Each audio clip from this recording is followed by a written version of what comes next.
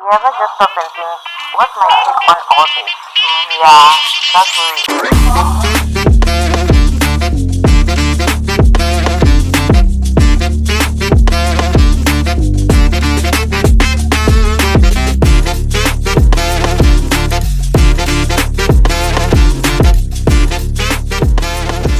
It's happening, everybody. So, I've been having a conversation with a friend earlier on today. We were talking about pricing and negotiating price, and it turned out that he was telling me about one of his clients whom have asked for a discount on top of a discount, which is like a common thing to us in the business, more especially in the village. So, ladies and gentlemen, I'm your boy Lodwaran the second. One way or another, it's always happening. I like to send my shout out to those who have viewed our previous episode. It was a wow episode. If you haven't watched it, I don't know why, but you must at least go and look at it. It's something I've been talking about for quite a while through my social media posts and stuff. So I decided to make an episode about it where I talked about why businesses or ideas are failing in the villages. So today, or I'll say tonight, and before I could proceed with this, you'll forgive me for not posting this week's episode. We've been having the ups and downs and doing this and that. So, but then we are up and running again. Today, I'm just shooting this week's episode. Just now, it's Monday. It's Monday, ne? Yeah, it's Monday today. So, today I'll be talking about business branding and strategic formation. Business branding and strategic formation. Hence, I've talked about my friend earlier on who was talking about pricing and negotiating a price where a client asks for a discount on top of a discount, which is a common challenge which we face as entrepreneurs in the villages. But today here I am to discuss it and to finally maybe put an end to it, or to try to put an end to it, making sure that our fellow entrepreneurs understand what is happening in this world, and of course providing a better clarification to our clients or people who use our services on a daily basis. I don't know what you do out there. You might be selling tomatoes, you might be selling t-shirts, you might be selling like a service, cutting people's hair, whatever it is. I was having a conversation with this lady. I saw like a quite innovation and something that I would love to ponder upon. I'll at least touch on it today while I am discussing what I'll be discussing. I've prepared something very for groundbreaking because I said that I'll be talking about business branding. So what I'll be talking about is about a brand identity, defining your brand identity, and the visual brand, which is consistency and how you appear. And then again, we'll also be talking about like crafting your brand message, which is your tone or language, your storytelling. And then brand awareness, marketing, and social media engagement. I'll touch a little bit about this. I'll focus most on brand identity, which is value, mission, and unique selling point. And out of value, mission, and whatever, I'll be talking most about the unique selling point, because this is where, or I believe this is the most impactful category to what identifies our brand. So this came after I've realized that most of us will struggle in value identification. I mean brand identification. This struggle start in a way that is very interesting, because there's a point that we miss. Ne? My first point is target audience. We've been taught on how to define our target audience, which is a valuable information as our primary target audience, or the foundation of what will build our target audience. In which way? In a way that our primary target audience identifies our products or our service. For an example, I'll say if your target market is women, it's an obvious thing that you are selling women's products or services. In this way, you have identified your products. In this way, your products identify your first target market. What I will be talking most, as I've said, which is a unique selling point, it is the secondary target audience. in a way that we build our target audience. So to say this in a better language, I'd say that when we are selling as entrepreneurs, besides the product or the solutions that we are bringing, we are also selling out an identity or a class or culture, or I'll say in conclusion, a sense of belonging. You understand? So, Ebana, what is this? Oh, yeah. You'll forgive me for that. I was talking about a sense of a belonging. In this way, it's something that we are going to look at the exclusivity in our target audience. What I'm trying to look for here is that, okay, yes, well, let me read this name. Your approach to target market is interesting. Instead of just selling to anyone, you are talking about creating a community or tribe that resonates with your brand value. It is that allow me to use ShopRite and Truworth for an example. There is a certain category or class that we identify people who are shopping at Woolworth or Truworth, and there is a certain classification of people. Let me say, if you see two people who are carrying two shopping bags, the other one is carrying the ShopRite bags and the other one is carrying Truworth bags, you can already classify those people subconsciously or consciously. So you will classify them in a certain category, which is more like a sense of belonging. The very same way we feel when we own a certain product. Like there is certain product which are associated with successful people. There are branded clothes which we believe they can only be owned by people who are in a certain level of success in life. So this is something that we need to look at, or we are going to look at when we are talking about the business branding and strategic formation. This might sound as big as I've used big brands, but the foundation of it is the most interesting part of it, because that is where we introduce what I call a systematic strategy, your approach in business. Most of us, when we are building in business or when we are branding our business, we are likely to follow what is already available or trying to take out competitors in a certain way that we end up flopping or failing, simply because we are taking a same route or a same approach, which makes it difficult to tell your story different when you are using a same approach which and every person is using in the business or in the market. I want to make this quick. I don't want to have a long episode, so you will allow me to cut it short and have your comments there, and we will continue with this if we need to. So what I am bringing here, it is an angle of approach to our business branding or running our businesses as an entrepreneurs, as young as we are and as determined as we are. We start where we are instead of starting when we are there, because we will not get there if we don't do what is required of us to do while we are here. So in business, everyone is selling chips. How do you identify yourself exclusively from those who are selling chips if you want to also sell chips? Everyone is a photographer. How are you going to set yourself apart from other photographers? What is it that is going to make you feel so, or to make you so special or different from other service providers? Other than that, you are just going to be someone who is an alternative when those who are doing it best are unavailable.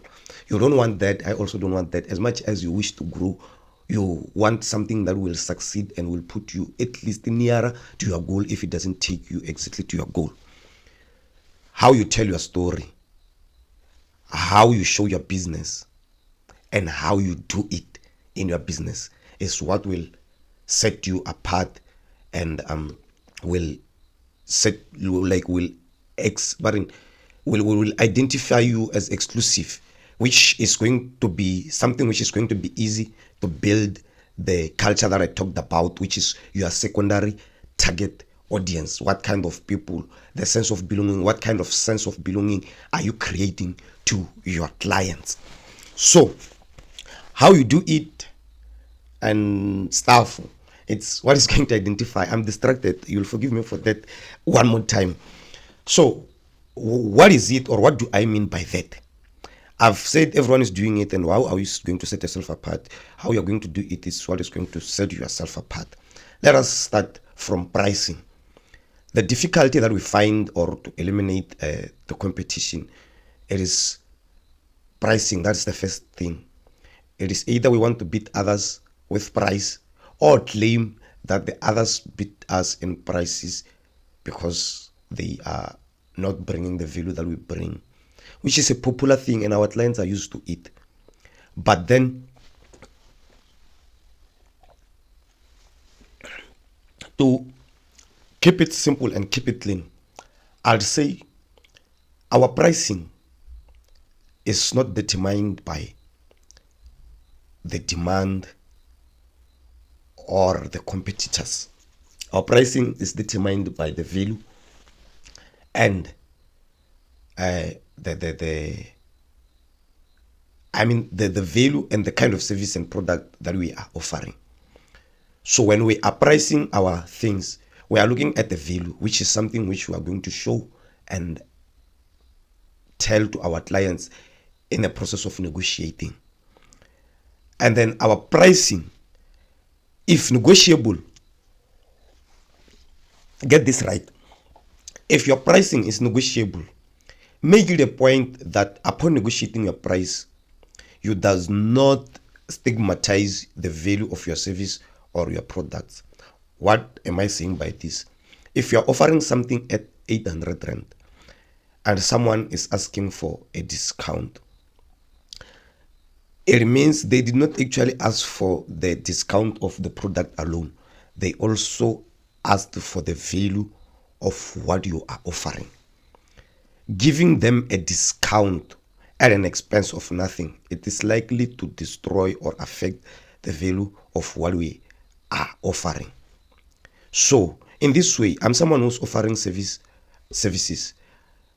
As I've talked about my friend earlier on. The reason I'm pitching this is that we've been talking about this, and I feel like it's very important for you to hear. Let's say someone is asking for a discount from me as a service provider. For instance, I offer like 10 pictures per in 100 Rand, and then they still want 10 pictures, but they want a discount out of 100 Rand. I'm going to ask them what do they offer and make it clear along the way at which amount I will not cross and stuff. And when we are settled with what they are going to give me, that is where I am going to cut on the value that they have asked through a discount. Take note, this a difference from quantity and quality. So what they ask is a discount but still expect 10 pictures. How do I offer my pictures? I send them as PDF files or an online gallery. It means out of the package that they have chosen, there is something that needs to be compromised without compromising what they want the most. They may not feel a need or the void of what you have compromised out of the value, but they will see the gap and the shift that you have moved them out of what they asked for, which is fair and professional without saying no to a discount. So let us move fast because time is no longer on my side. We move from pricing. You price your things according to your value so that when you negotiate them, you know how to cut or to compromise whatever, so that you don't work for nothing or you end up working like your work end up in vain or in void. Secondly, it's how you communicate your brand, how you present your brand as a business as a whole. There is a lot of things that you can do, or I can mention, that tells a story about your brand, which includes packaging, which includes the time between offering your services, how fast can you provide. It's an endless thing depending on the kind of product you are selling and the service that you are providing. For someone like me, that's why I included time. How fast can you deliver? I shoot pictures and deliver within 24 hours after I've retouched them and stuff like that, which is something which set me apart already.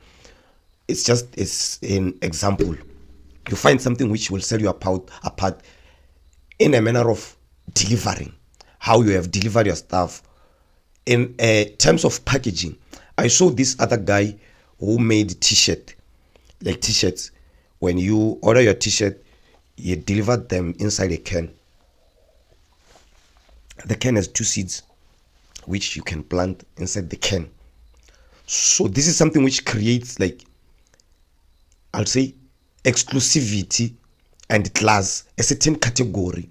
Like, everyone would want to be part of it. As much as I was interested by just seeing the idea that it comes inside a can, I didn't even give an AF about the designs of the t-shirt and stuff. I was only interested in what a t-shirt that comes through a can and with 2 things that you can plant.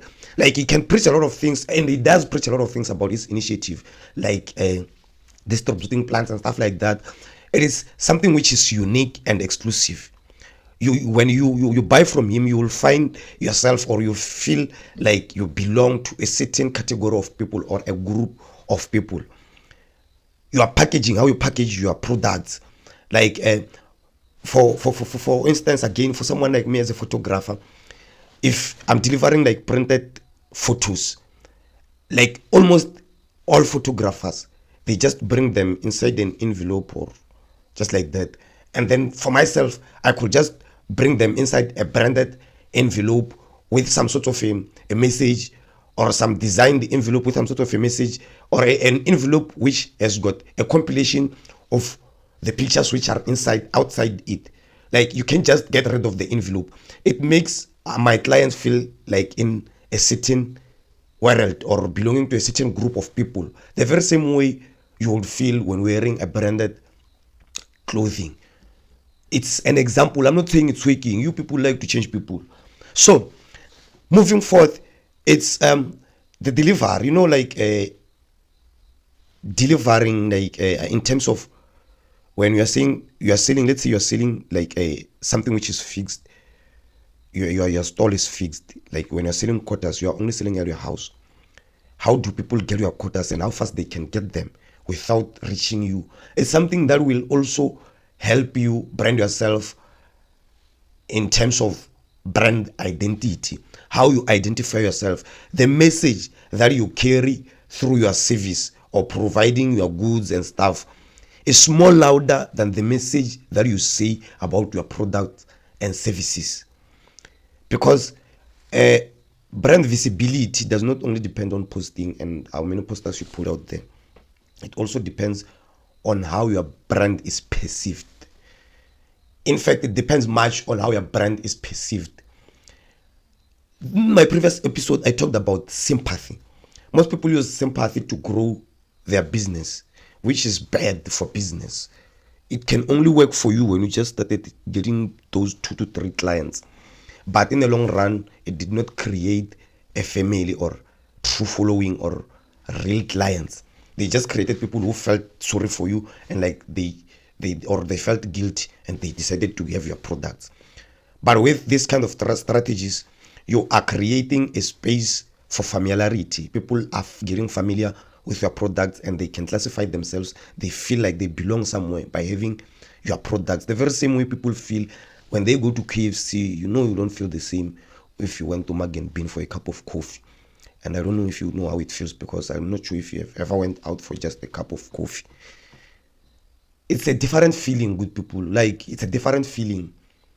So, this is what I wanted to share and wanted to outline with you. And without dropping off in like the perspective how your brand is viewed, you must understand that there's a whole lot of message that you carry to people without saying. Like cleanliness, we always see that most people would expect a clean place if you are selling something somewhere. You understand? These are the most common things, but they are very much valuable, and they build into what we just discussed here. So, ladies and gentlemen, I'm your boy Lodwaran the second. You know how we do this one or another. It's happening. That was my take, good people, on business, branding, and strategic formation. With this, you are communicating well, your value, your mission, and you are growing into a strategic or a systematic strategy where you create a system inside the business. You see, like the Uber Eats, it's a system. Like those machines in the shops where they use cards to swipe, it's a system which was created. So it's either you are in or out, and if you are out, just be out. Just don't sell at all. So I'm tired. I'm just tired. Hence I've not been shooting. So you'll forgive me for that. We'll keep on be shooting. I see you when you see me. Make sure that you hit subscribe and follow. And if you have any suggestion or comments on tonight's episode, make sure that you do leave your comment in the comment sections. Ladies and gentlemen, this is Lodwaran the second. One more time, check me out on Facebook, Insta, TikTok, and yeah, of course, here on YouTube. It's Lodwaran II. And thank you to the Laser Room Creators Hub. This is our 4th episode. I'll see you in the next episode. Shout out to our viewers. Shout out to you if it's for the first time you're watching me. I was not feeling well today. Hopefully I'll bounce back and be good. So time is no longer on my side. I wanted to make this quick and get out of here. Ladies and gentlemen, see you when you see me. Hasta la vista. Adios, amigos. Yo.